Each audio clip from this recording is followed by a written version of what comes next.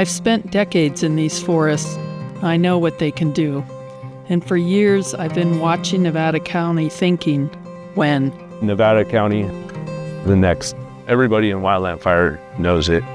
The ingress, egress, how many trees are in that area when it's hot, dry, and windy. I don't want to be there because I know people are going to die in that area.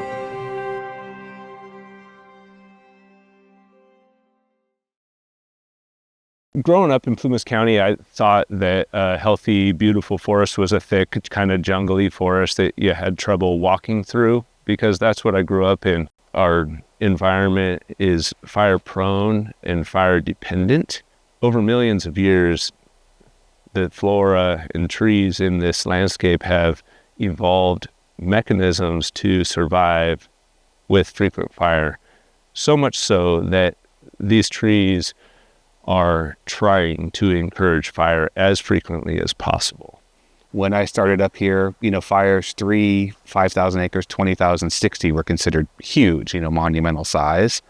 I think when you fast forward to today and look at the climate conditions that, are basically drying out these landscapes and keeping them drier for longer, high winds, low fuel moistures, both live and dead, and then the suppression capacity is spread thin, either due to multiple fires or where these things are located. You can start to have 100,000 acre, 200,000 acre, and now what we're seeing is million.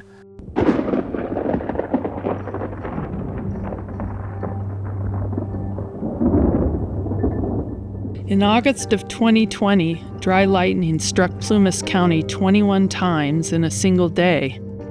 Most of those fires were caught.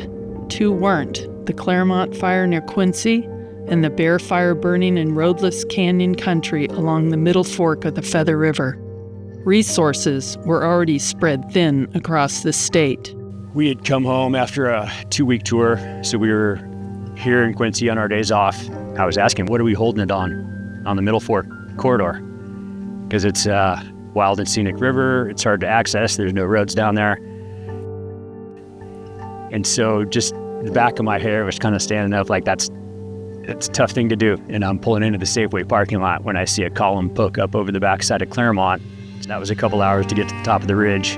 And then we had that, a north wind event pushing everything down. And that's where it started lining up to go down into Concow and Berry Creek. People were asleep in their home. People were, out for a hike. They were making notifications, but that's the problem is you tell somebody the fire's coming and nobody believes that it's going to be there as quick as it is. So people want to grab stuff. People have got livestock, dogs, cats. The fire was moving so fast that people weren't ready to evacuate at all. And so when the fire was finally at their doorstep, everybody started to leave at the same time. Hey, can I get some water? You're not stopping the unstoppable. You're just trying to minimize the damage, and that's get the people out. Fire-driven, fire-influenced weather. People were entrapped because a tree fell across the road. The Brush Creek station was beautiful. It was a Forest Service workstation. It was immaculately taken care of. Okay, Cal, pull back. Rashid, come in. Overhead. Where's Rashid? I think there was about 115 people that were taking refuge there during this fire event. The fire came with such intensity that there was 100-foot flame lengths that were horizontal. Multiple structures burning all around, propane tanks exploding. It was like a complete war zone. Extremely frightening for people. People thought they were going to die, and they likely could have. It was a 50-50 chance. Out of water. The engine 35's out of water. The fire ran 25 miles in 7 hours from Quincy to Lake Oroville, killing 16 people and burning down Berry Creek and most of Feather Falls. From downtown Nevada City, that column filled the sky. Most people didn't know what they were looking at. They were looking at Berry Creek.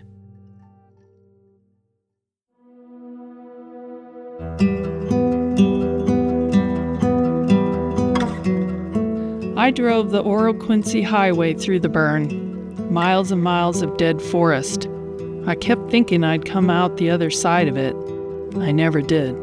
These large fires, once they happen, everything that you've known is completely changed. Virtually every tree is completely dead.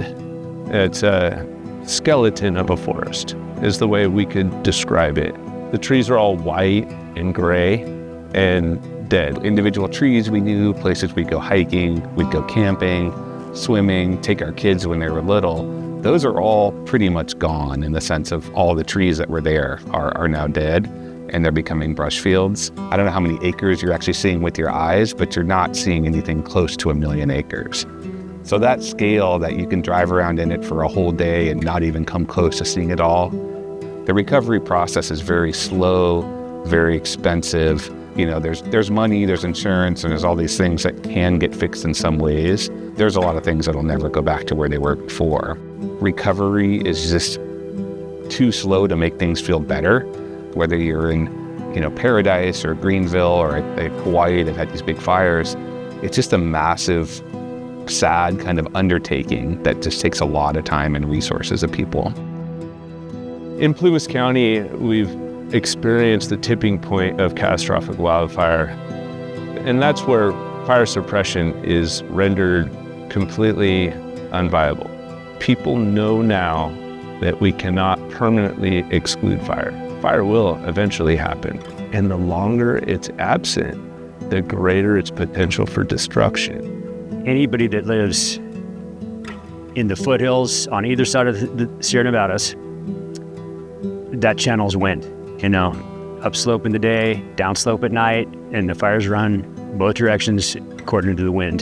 The Yuba drainage, that's just like the Feather River Canyon. It'll go up in the daytime, it'll come back down at night, and it's going to be really hard to control just due to the terrain.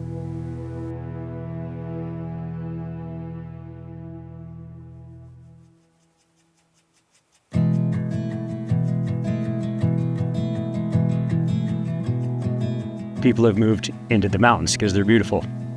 So all those landscapes need to be, kind of fireproofed. There's nothing really that's stopping that from happening in other places if there hasn't been really effective vegetation management, prescribed fire, community planning, all these things at a scale that's really never been done before.